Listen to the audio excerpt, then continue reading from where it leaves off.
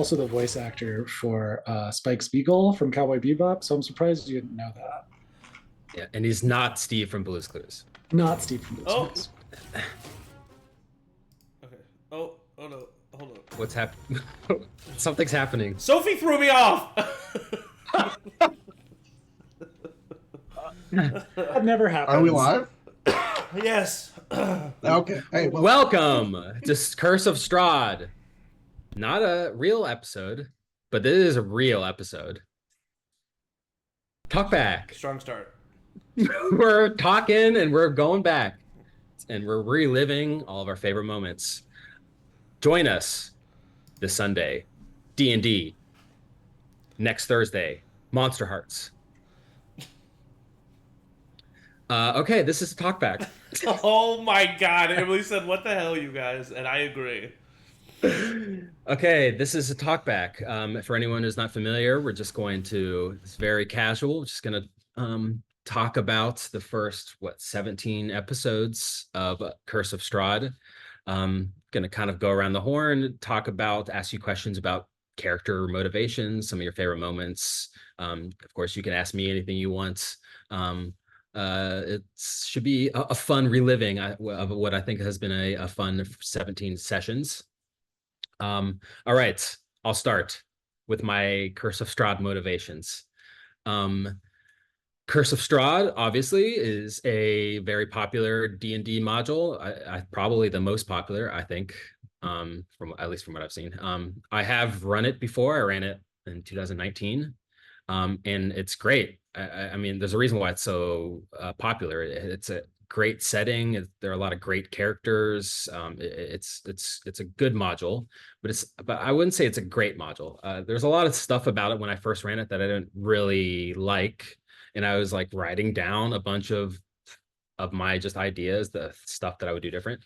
So when it came an opportunity to run it again, it was kind of fresh in my mind. So I'm really glad to run it with you guys, because you, of course, are great players. But not only great players, you're great actors, improvisers, D&D player. I mean, and I think this is the type of module and setting that really rewards that. So, okay. Characters. I'm mostly curious about your character motivations, because I gave you no restrictions other than a little bit of a backstory thing. I'll actually, I have it right here, what I sent. The reasoning behind this little backstory thing is, here, I'll just read it.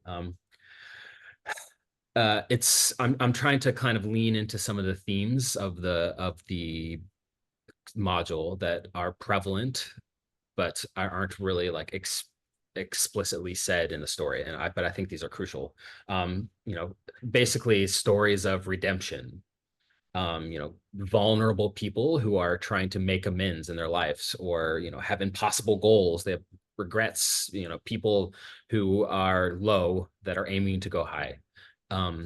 I think most of the NPCs in Curse of Strahd, whether they're good guys or bad guys, have that kind of thematic element running through them, and I think it's important to the story, which is why I kind of gave you all that prompt. So let's just go around a circle. Let's start with Eric. I am curious, of course, playing Salvatore Gianucci, the wizard.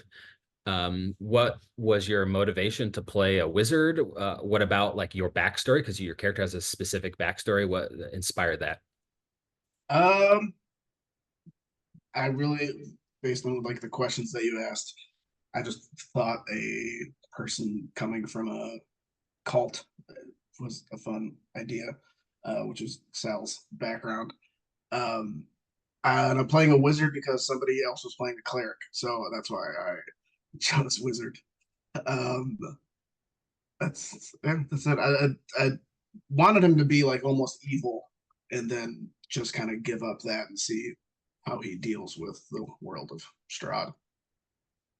I mean, I love that your character he's like a stereotypical wizard in some ways, but just slightly odd in some ways.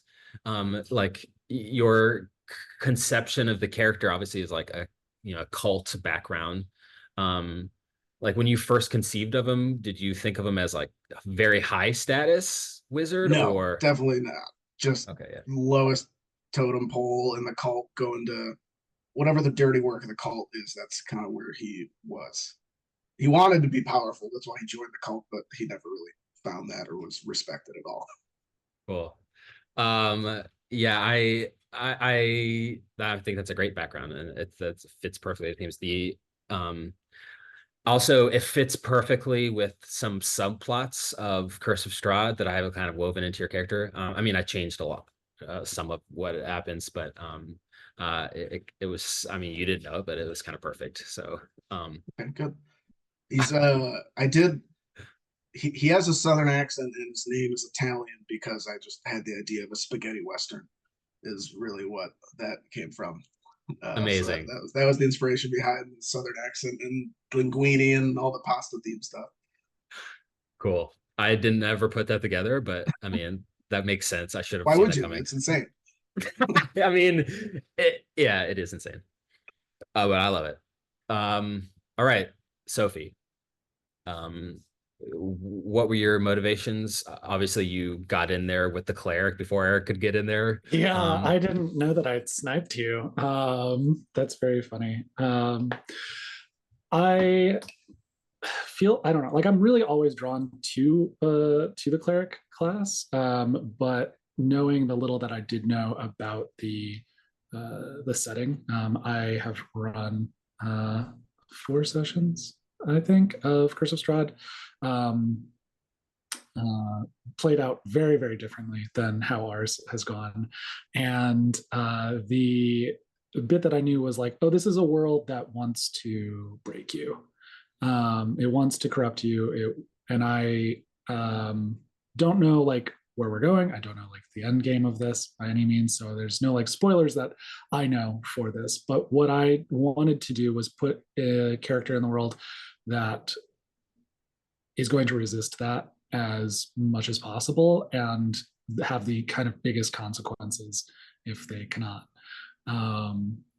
Trying so desperately to walk what they believe is like a paragon path, knowing that they are already having to step pretty deep into the muck to uphold the values of their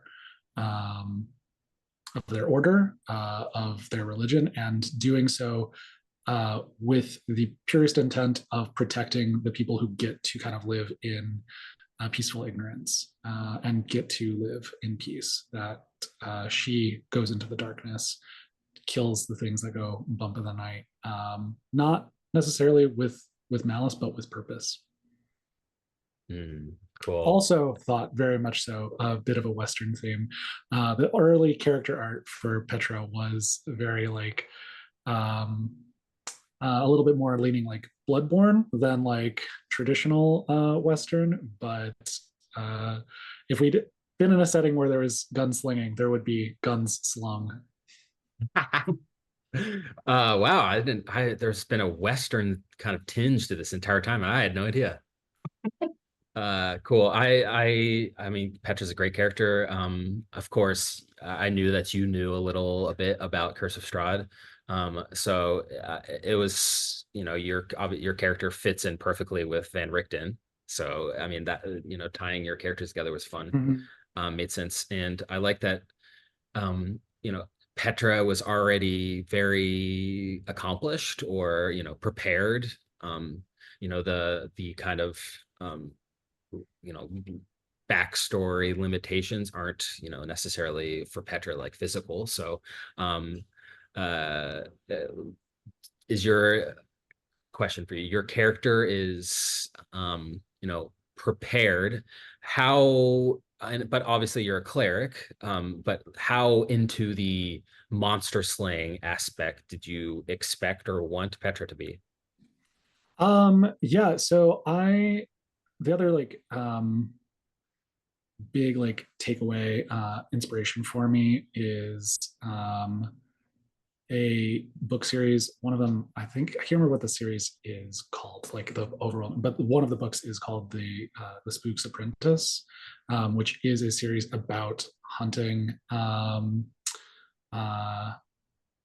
evil spirits and creatures, and it is an order of people that go out and do that, and very much so was looking for like the like witch hunter aspect of that, not quite going like full like Geralt of the Witcher series, but yeah, in definitely like a servant of an order, while also spending a lot of time independently going out and like taking these things out. And so joining up with a team with a very intended purpose of like, oh, there's at least one big monster we're trying to take out. And now we run into these hags, and these hags are obviously up to no good. We got to do something about this. We They're can't not that back down from this fight. I mean, here they bake a good pie. So Credit where credit's due. credits where credits due. They bake a good pie. And I think, yeah, we are like riding an edge, I think, of this is like cool. Any more monsters, I feel like I'd be distracted. Yes. I always think of Petra as, you know, if you need a certain item for a certain monster, you probably have it. Yeah. Yeah, it feels very fun to have a character that has a backstory so far that is like, this is the most confident character I've ever played, I feel like, where a lot of my other characters have to like be brought into this level of certainty. Petra knows what she's doing, and it's just a matter of finding the right tool for the job. So Cool. I think that's exactly what this party needs to.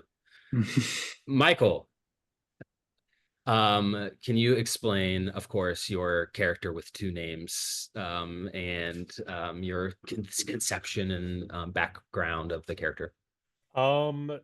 This was a character I had kind of had in the vault for about a year before we started, at least. And it was pretty, I mean, the backstory was essentially unchanged from when I thought of it until now. I mean, I refined it when I knew that we were going to be doing this, but when you had sent that, hey, here's like what I'm envisioning for this world, I immediately thought of this character that I had.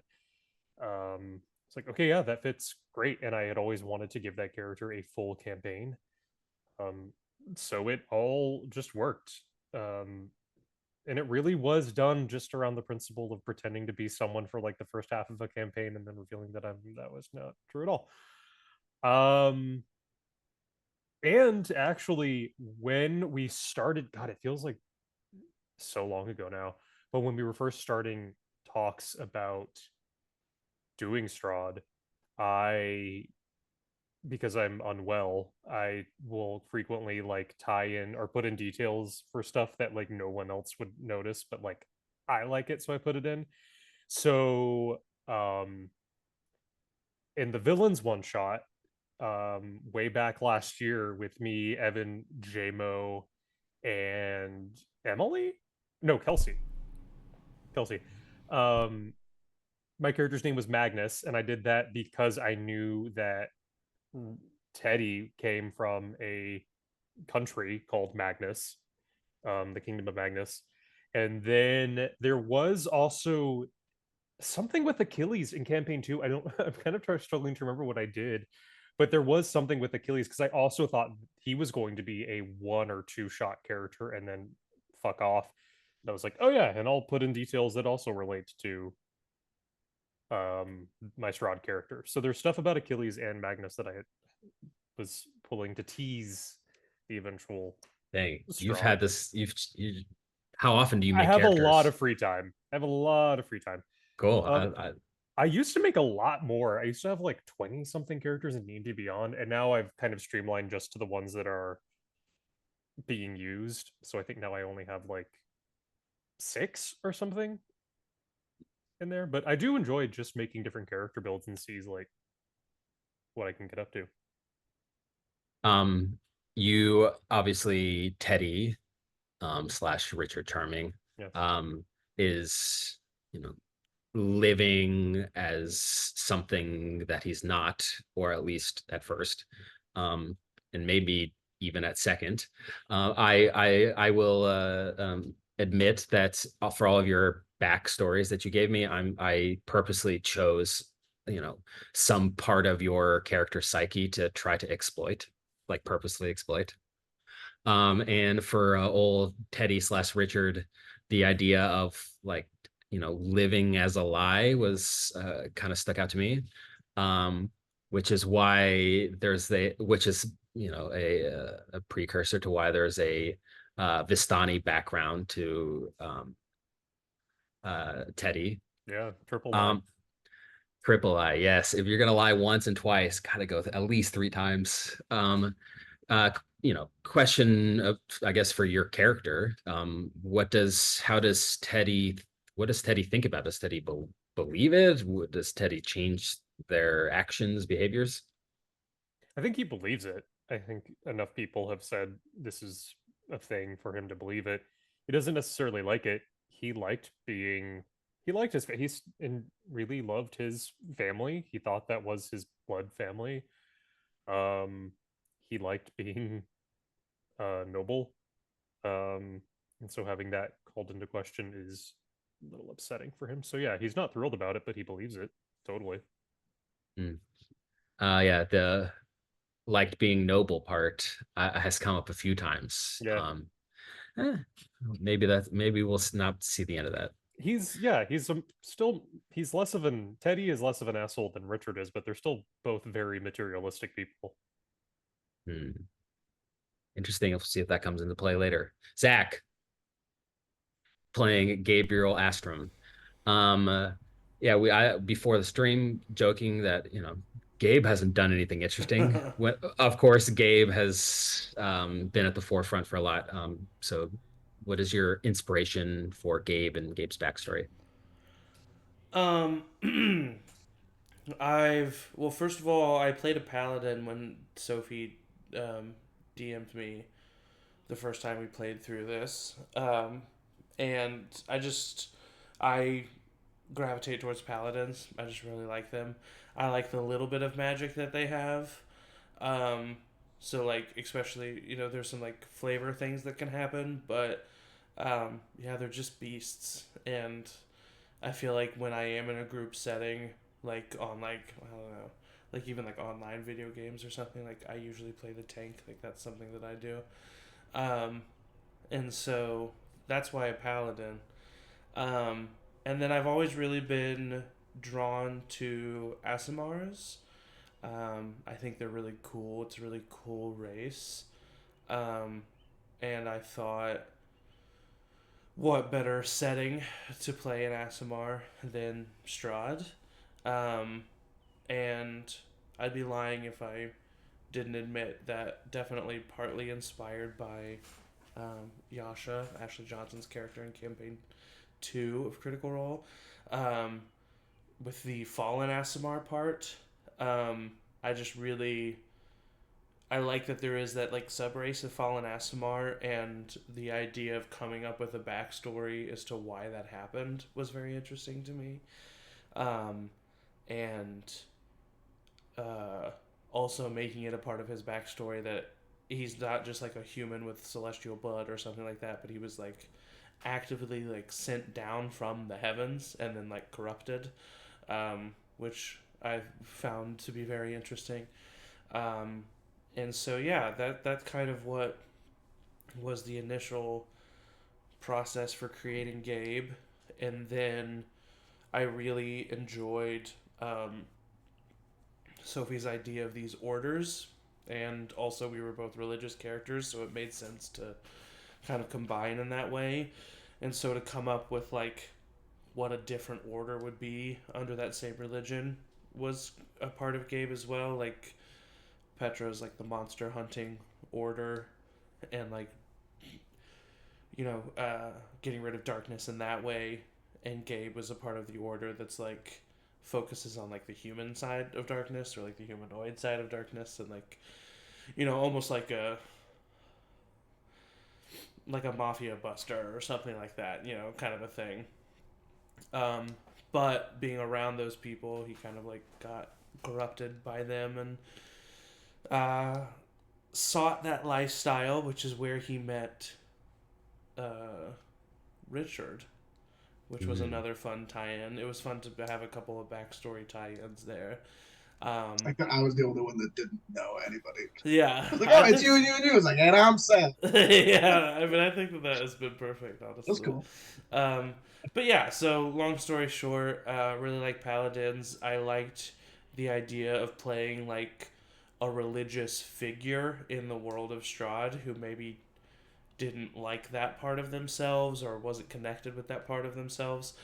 And then it kind of just turned into, and it probably was at the core of this the entire time, but it just slowly turned into a man wanting validation, and wanting a home somewhere and not being able to find it.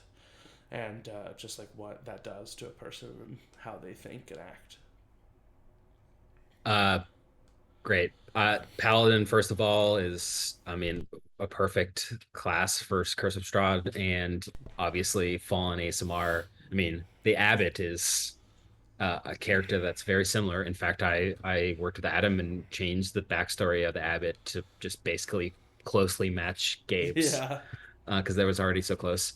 Um, obviously Gabe has done a lot of things recently that may have strayed from your original intention of the character seeking validation. Yeah. But I mean, I think all decisions that are, yeah, pardon my pun, but validated, these are the things Yeah. that's in the moment of the heat of battle. Well, So you say it's funny. You not sorry to interrupt you, but you no. say it's have strayed from the motivation of validation. I think the motivation of validation is what has caused all of these crazy decisions lately.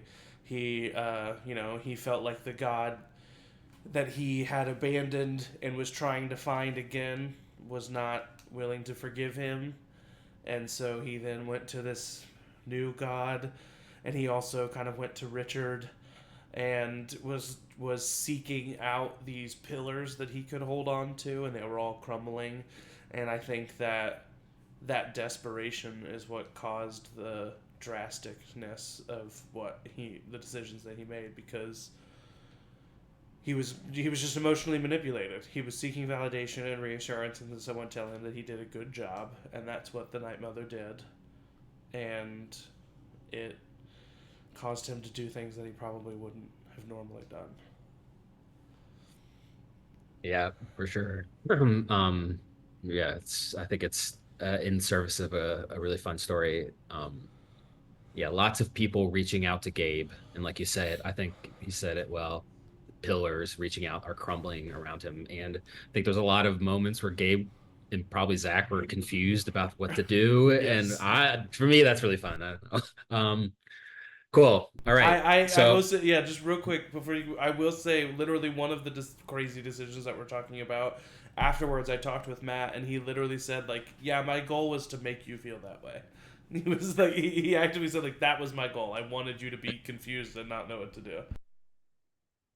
um, yes. I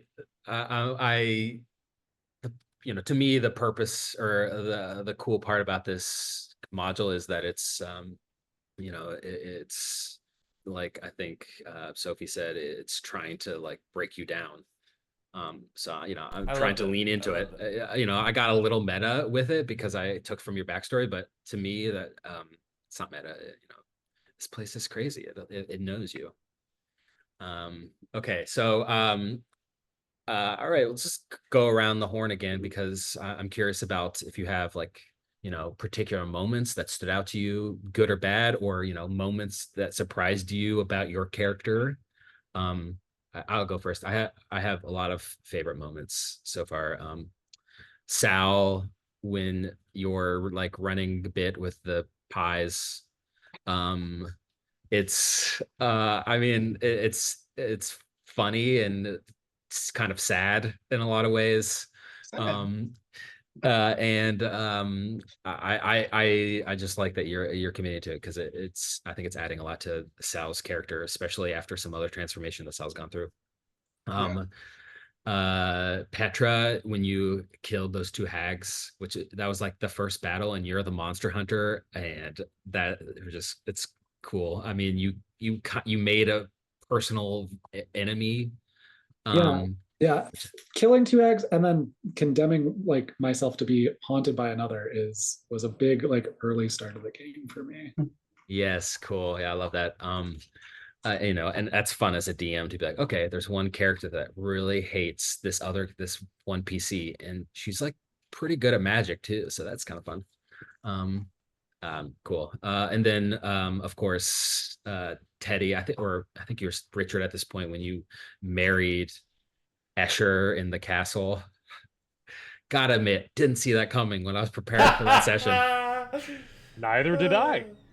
I knew like that Escher, obviously I knew Escher's backstory and like his tragic connection to your backstory, but of course you didn't know that. And I knew that Escher would be like, really friendly and into you, but I did not think it was going to get to that point. Friendly. That's a way to put it. Yeah, and then of course, Gabe. I I mean, there's a lot of recent stuff that were kind of shocking, but to me, the moment at the beginning with Father Donovich and his son, who he locked away, who was a vampire, and you were just kind of like, even this man like pleading with you to not kill his son, you did it anyway, because that's, of course, this person is a vampire, maybe beyond saving. I think it was like an early strike into your motivations as a character. Yeah, it was the first time I released the wings too. Yes, good or bad. Yeah. First maybe head yet to be seen. off, First head I chopped off, one of many. One, yes, you have chopped off a few heads in this campaign. Yeah, I mean, we'll just kind of free for all. If you have any moments you want to share, or we have questions Anything for me. with Piddlewick. Yeah, I was gonna say Piddlewick. Piddlewick My has man. been I love crazy. Piddlewick. And you're just like boyish, like curiosity, but also he's probably some like ancient fucking thing. And it's just like I love it. I really like the innocence of Piddlewick. That's what makes Piddlewick for me. His just simpleness. Yeah, it's fun to roleplay out. Keeps on coming up with new tools and he pulled out a fucking grenade in the last battle. Oh yeah. Okay. Was that something on the character sheet? No. So I just love that we kind of didn't question it. It's like, of course Piddlewick would. Yeah, for sure. He's got a firebomb in his chest.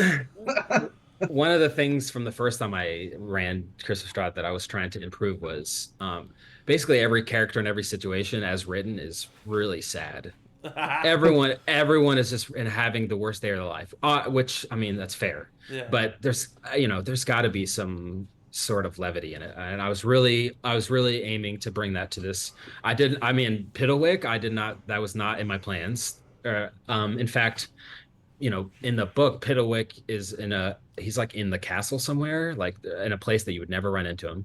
Oh. And when you were getting the prizes from the Vistani, he's not part of that. But right before I was describing it, I remember I watched a Curse of Strahd playthrough like 6 years ago on YouTube, and in that playthrough they had Piddlewick be in the carpet. I can't remember what it was. Maybe Chris Perkins DMing.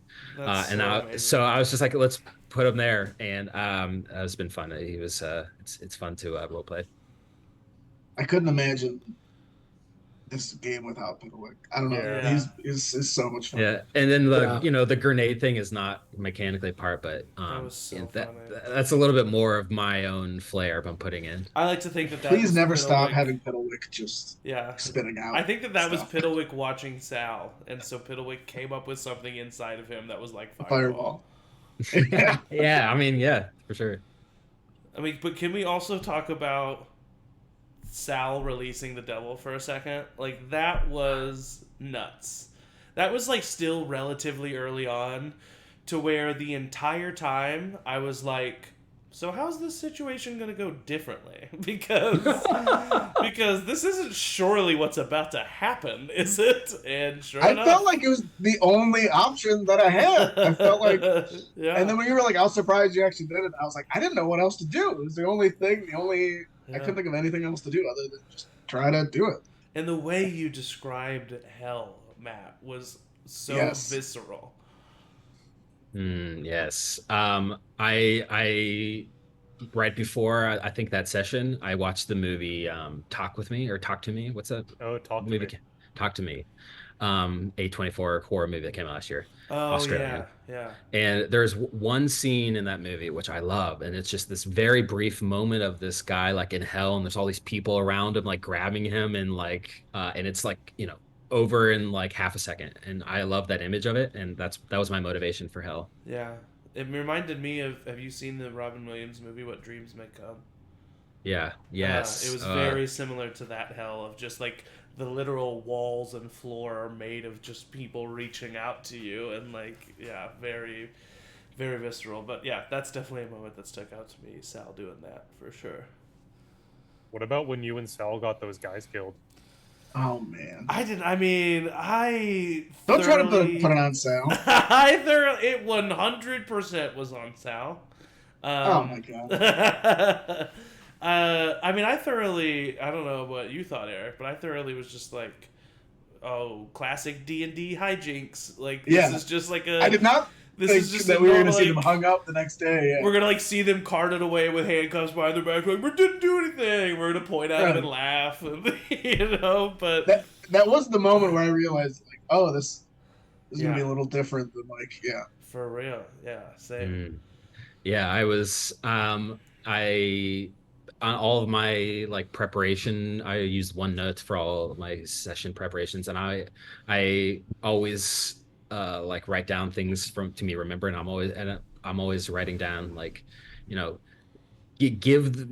increase the stakes. And I'm particularly proud of that because I'm trying to be more like reactive as a DM.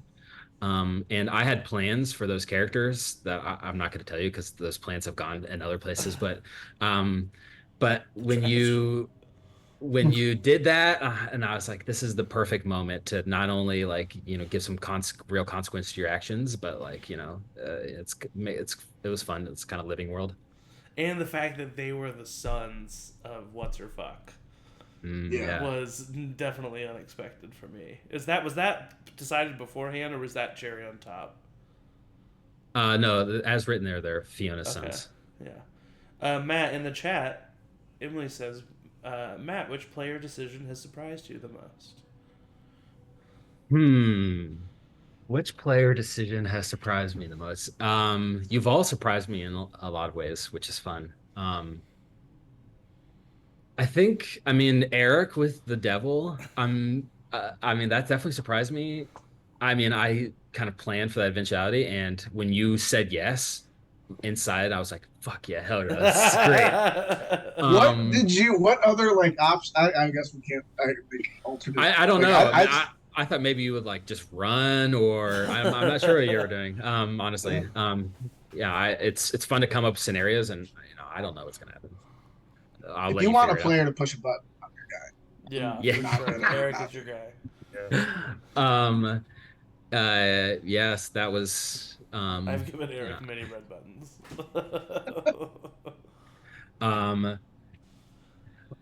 Your one group decision that really surprised me was when you took a long rest before you went to the werewolf den. I still that one bothered Zach. Yeah. All those people dead. That was fun for me because I had in my mind before that, I was like, I had a vision of a fun D&D battle inside of a werewolf den against werewolves, and then like halfway through the battle, this Van Richten comes in, so this kind of like one-on-one thing with all these different motivations, and I was like, that would be such a cool battle. But then I'm trying to like prepare character motivations rather than like encounters. So when it came to the point, and I did not expect you to take a rest, but I mean I should have. It's fine. And and when you took a rest, it makes sense because your characters hadn't taken a rest in like days or whatever. Literally, it was a long time at that point. Yeah, and then after you took a rest, I was thinking about it, and I was like, I mean, Van Richten would not have waited into the morning to do this. Yeah. There's no way. I loved it. Honestly, it really changed. Like, the way that Gabe viewed Van Richten probably would have been completely different. Because it was like, it was the killing of them and the way he did it and the fact that there were civilians in there that, like, made Gabe mad at Van Richten. If that never would have happened, he probably would have been like happy to see the guy. Hmm. Yeah, if you would have gone to the den that night, he most likely would have come into the battle halfway through, and then you would have Mm. had a chance to save the civilians or convince him to not do it. But without your intervention, he just did it. Yeah. I mean, Were Petra those melting is probably my most surprising Yeah, that was crazy. thing. Sophie Yeah. wasn't there for that. Petra melted. Yeah. Yeah, that was wild. That was Just nuts. hearing about that. Yeah. Honestly, I would say a lot of the moments that have stuck out to me have been just Matt and the way that he's like described things and stuff that he's thrown at us, Yeah. like the mural on the church being of Gabe. Whoa, I did not expect that at all. I was like truly mind blown in that moment. That was something that like really, yeah, that was crazy to me. Yeah. You were the reason why Gabe's horse is like skeletal. Like I never would have thought of that, and that was a really cool thing. There's just been a few things that, like I said, the way you described hell, the way you described the attack when we got attacked in the tower, like all of it. It's just like you do horror really well. the silver smoke bomb was Oh yeah. really awesome too. Was that you or was that in the book? No, I made that up. That was amazing. And well, that is like a weapon against werewolves is such a cool idea. Yeah, it's yeah, really cool. Van Richten is a legendary hunter, and he's an old man in his 80s, but he's capable of killing hordes of werewolves. I was like, how the fuck would he do that? Yeah. I was like, so he needs to get inventive. So that's where that Particles of silver so light that they like float in the air was just like it's just so that's dope. Yeah. I'm curious if what your thoughts about like the format, because I'm DMing in a way that I've never done before, where I'm trying to make each session a little bit more like I don't know, episodic, so to speak. Like a little bit more faster pace than I normally would do it, and shorter sessions, like curated music. I've spent a lot of time curating because I think that the horror is hard to convey over like Zoom, without moving pictures. But I think a crucial element is the music. So I think that's something. Yeah. What do you think about this type of session? I'm trying to differentiate my style from Angie and Zach a little bit to get some CharmedPerson flavor. I love it.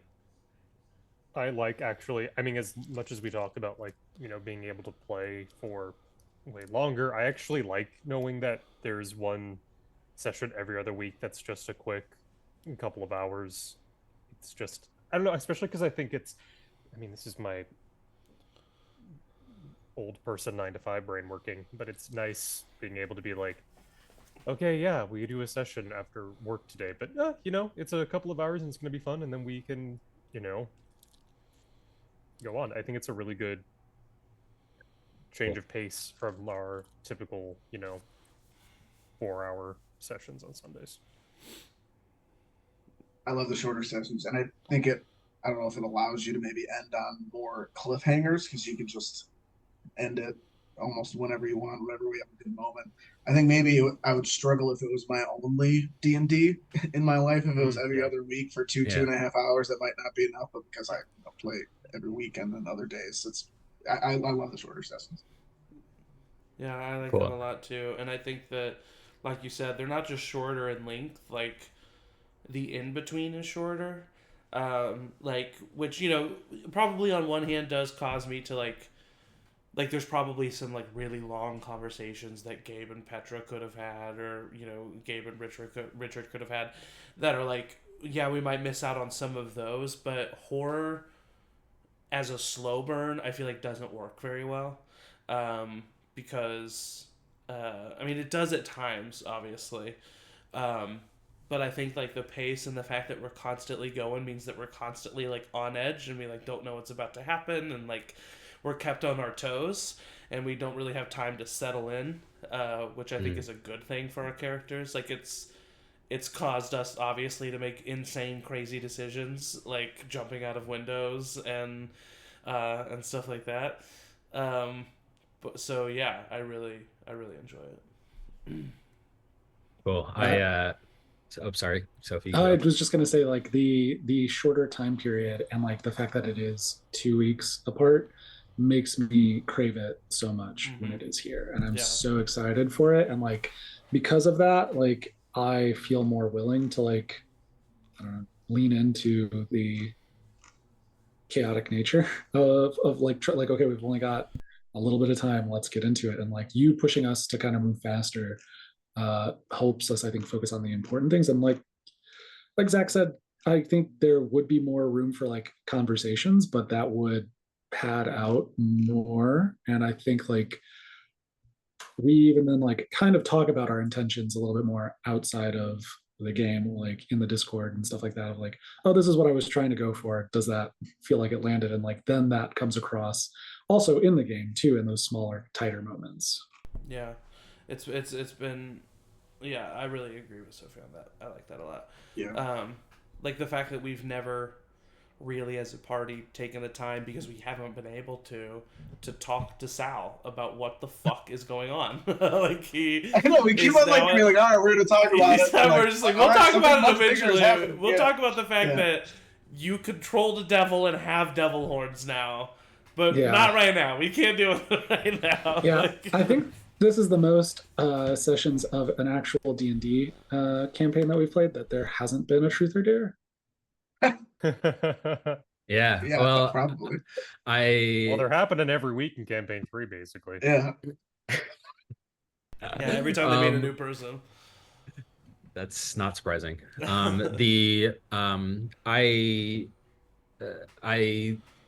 like the kind of feeling of kind of all constantly being in danger, and that's part of the reason. Of course, there will be moments where you'll have some downtime. I promise, but for now it's on the go. Not complaining.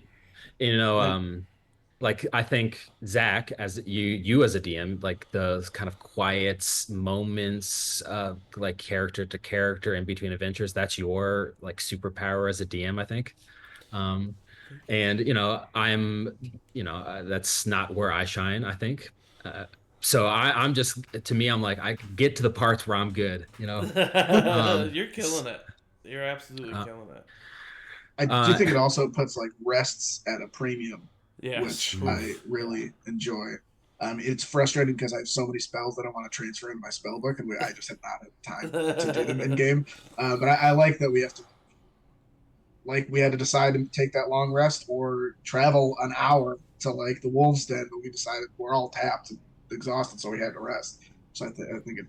I mean, in our defense, we would have lost that battle. Like, we were literally running on fumes. I think you probably would have. Yeah, I had nothing. I had no spells, no abilities, no nothing. That's why that rest was taken, was because nobody had anything to work with. I'd use most of my spells just moving you up and down that corridor, Zach. You'd already killed like 3/4 of the werewolf den anyway, but I think you probably would have. Because it would have been a tough that battle. was coming right out of the castle, right? Like we went coming to right out of the castle, and we had a battle at the watchtower too. Yeah. It was both of those. I mean, we had gone through 2 full encounters. That was the longest day. Yeah. The fact that we fought like a couple of spirits and some hags, and then Sal jumped out of a window, and then 12 fucking werewolves came out of the forest. We were like, what the fuck are we supposed to do? I loved that shit, though. I think that... It was so overwhelming. It was awesome. Yes, yeah. There has been a couple of times that we've... Like, the town square fight was the same way, where, like, I as a player, I'm like, I don't know if we're going to make it. Like, I don't know what's going to happen here.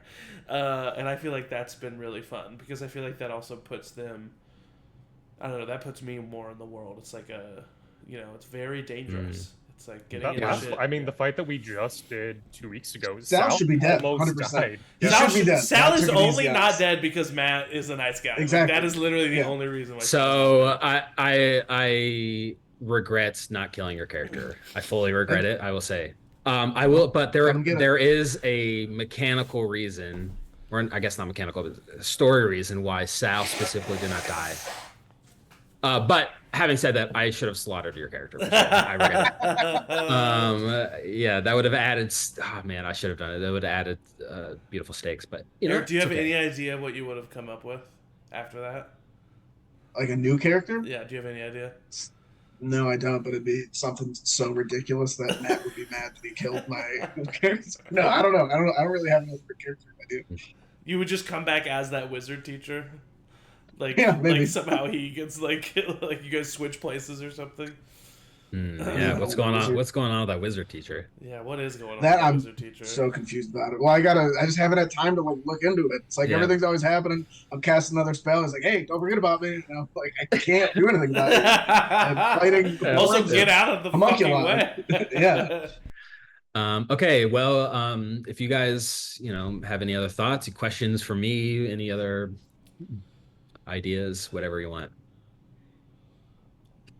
Sophie, did you have to suggest that I actually get married? That that happened was- 100% because of Sophie. Yeah, Yeah, that's what I'm saying. It's Michael made this decision. I'm like, not really. Say no. That was me 100% rolling back, checking the ceremony spell, and be like, yeah, we can do this. And I think at that point in time, like, I was feeling a little bit of like, oh, I'm the only person here who I know is not gonna fuck this up. In Strahd's castle. So like, y'all are being goofy. Two of y'all are falling down a goddamn elevator shaft. Yeah, sure are. Gabe also could have just died. Yeah. Yeah. Kind of as 100%. If that's how we would have died. Oh my god. kind of as Matt said, like, raise the stakes. I was like, okay, let's let me put some pitch on this fire. And well, and also the fact that Escher was down. Yeah. Escher was like, Yeah. let's do it. yeah, I know. But I didn't think it was going to blow up in our faces immediately. Also, like, I didn't think that the consequences of like, oh, cool, this is going to be a slow burn ally that we've like embedded at the castle that we are going to come back to, and is going to like help us get back in or something like that. Yeah. Not that this is going to be like an immediate like check, like cash this card in and like, okay, cool, we get out, but at the like detriment of this person. Was not necessarily looking for Escher to die, but was in a goofy mood because I was like, everyone else here is gonna fuck this up, and we're gonna get killed by goddamn Dracula, and we have to like find some way to like embed ourselves into this, like, and have an ally. And I didn't really think that it was gonna be such a like I said, an immediate like, cool. This is the one distraction that we get to like get out of here now. No, it was awesome. And then we all left Strahd's castle through a window. Yeah. Mm-hmm. We didn't even try to run downstairs. Moral of the story. Faster go out the window, always. At the end of the day, it allowed me to now I've in-game been married to 3 out of the 4 CharmedPersons. That's true. At one point or another. That is true. Yeah. Yeah, it's been let me see, what other questions? Matt, did you expect Ileana to travel with us as much as she did at the beginning? Arena. Arena, sorry, yeah. We're playing Midnight Suns. I was just gonna say, wrong. I knew what you meant. Yes. Yeah, okay. Well, at least until Vallaki. And then after, I kind of, depending on what happened in Vallaki, like, there's a world where you delivered those bones back to the church and it was a safe haven and she would have just stayed there, but that didn't happen. Yeah, sure didn't. Yeah, she's somewhat integral to the story, even if tangentially to your story. Those items she gave us were dope. That Yes. buckler saved I didn't Gabe's use mine, life multiple times. Me either. Yeah, that's my attempt, because Arena is a crucial character, and I think she's kind of poorly written in the book. She's just like, she's a girl whose dad died. Yeah, exactly. She's Yeah. a little bit of a damsel, so I wanted to make her capable and helpful without being a fighter, She was essentially. badass. I am thinking about the next time I can take a feat, taking the magic initiate feat, just because having access to the spell shield as a paladin was amazing. Like being Yeah. able to add, like, get into that entire the middle of that entire pack of werewolves, and then be like, my AC is 23. Let's go. Like that was a lot of fun. That made me feel really cool. Totally. What is the biggest thing you've changed so far from the written that you can tell us? Yeah. Well, The fact that the there's pie a thing lasts this long, like I'm sure you'd be over it by now. Rules yeah. is written. Oh yeah, for sure. There's not really any rules to it, but there's a lot of things that I think are cool ideas that are executed not that great in the book that I've changed. Um, there's a lot of big things that I've changed that I'm not going to tell you. But Just like drop the small, name. well, elite, yeah. There's like, for example, in the book, the thing with the hags and the pie, it's written in the book as three hags and they're selling pies made out of children, and the pies are so addicting that they get the parents to sell them the kids.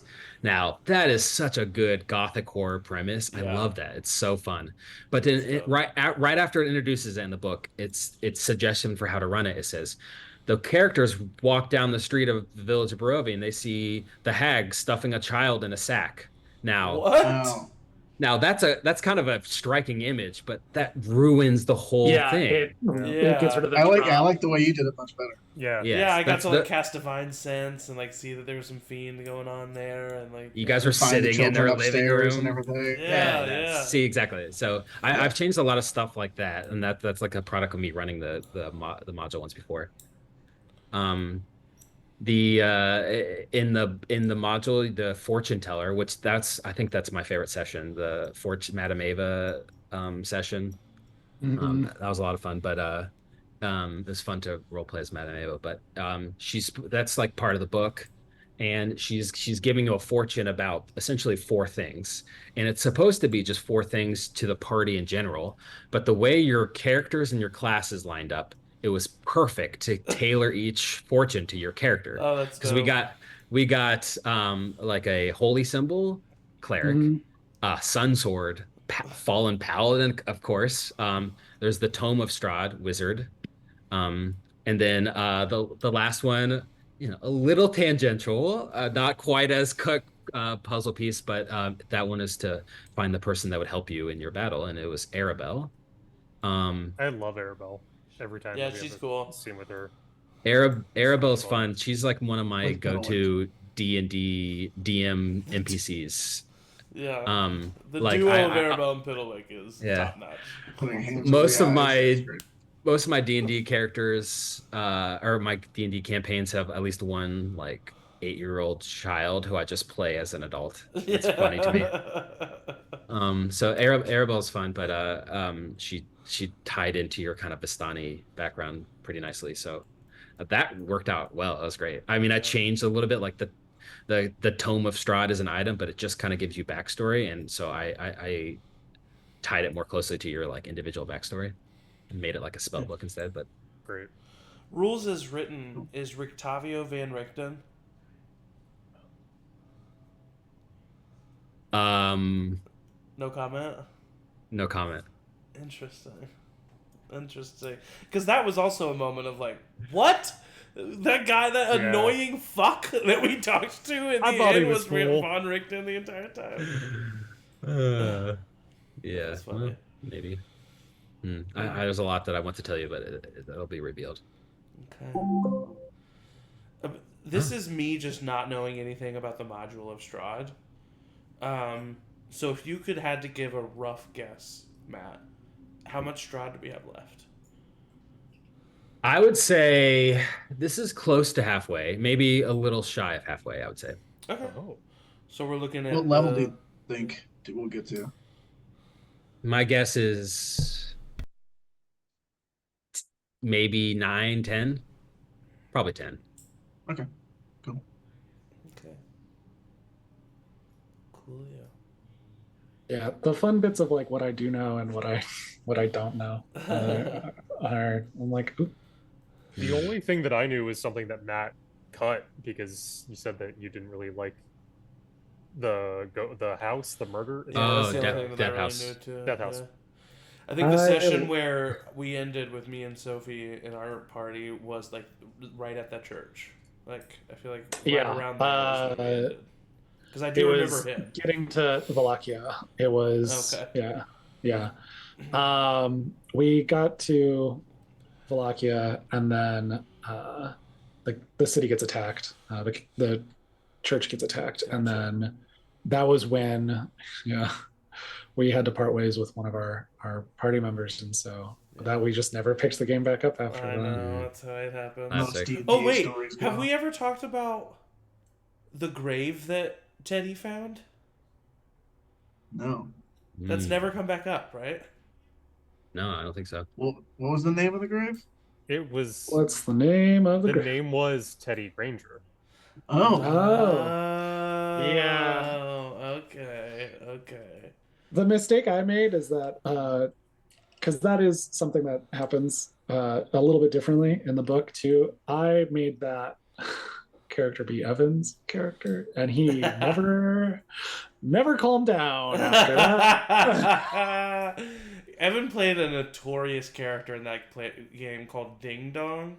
That has made I've some heard stories of Ding Dong. Ding Dong has made some appearances and other things. He is, I would say, the definition of the worst D&D character that you could play, and I think that Evan would admit that at this point. Evan did a one shot like early on Charmed Persons Yeah. that I was in, and my character at one point got locked in a room with an NPC called Ding Dong, and I didn't know this backstory about Ding Dong, and Evan like role played him as a really annoying, so my character just murdered him, and he was like, "That's Ding Dong's an iconic character." I was like, "I don't know, this kid was annoying." How is that? This is my first hearing of Ding Dong. Yeah, he was. That was Evan's like first real soiree, and I think that he just didn't necessarily get D&D at that point.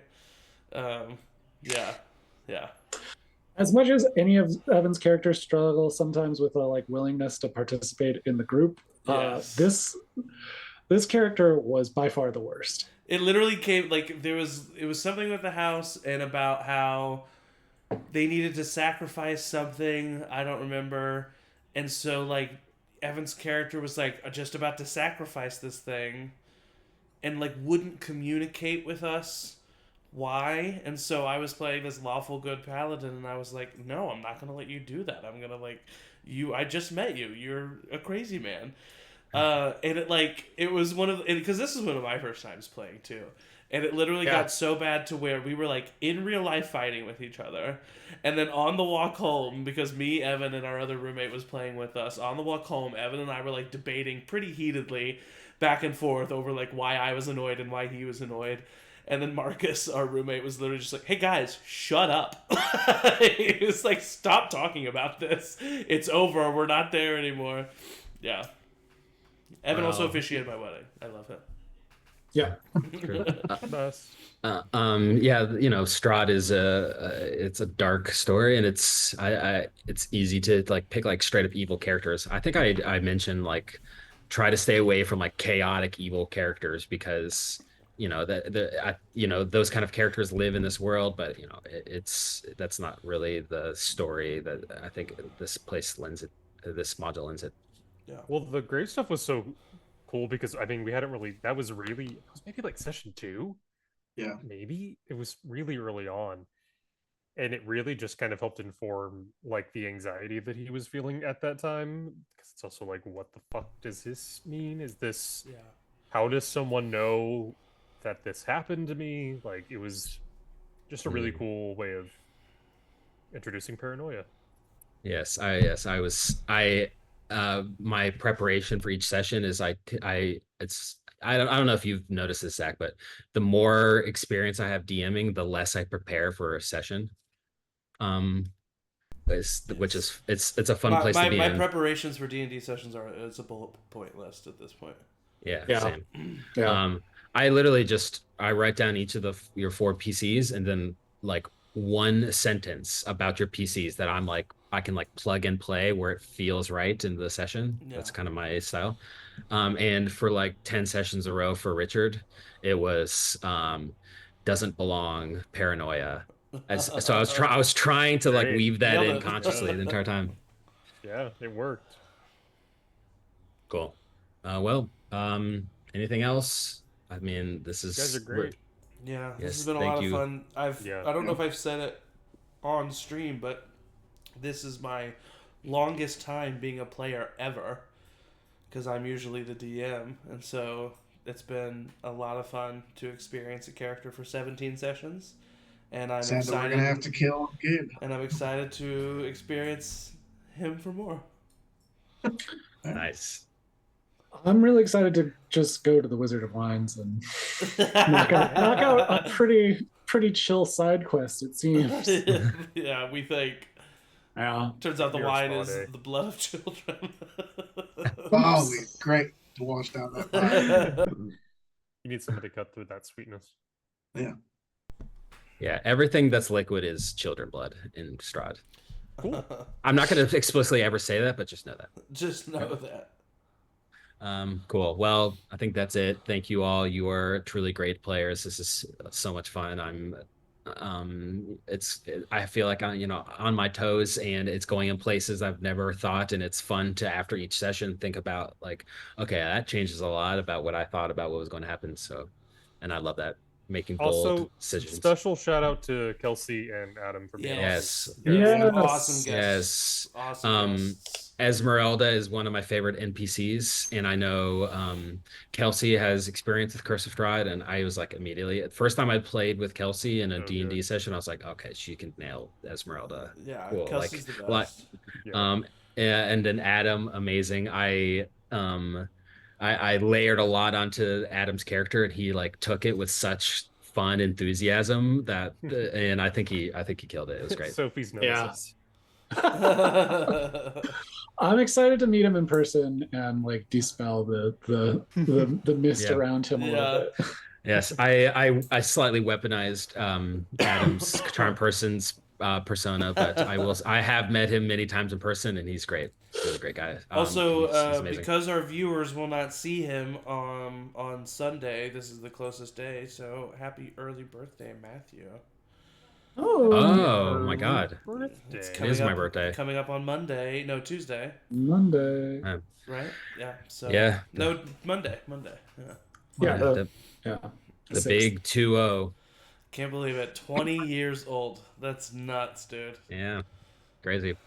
When I met you, you were what, 16 then? I think I was 31, but now I'm 20. Yeah. Okay, that makes That sense. wormhole I know. is It's Yeah, a that makes Benjamin sense. Button thing. We gotta get back in time. All right, well, that's it. Thank you all. And as always, hello. Hi. Hello?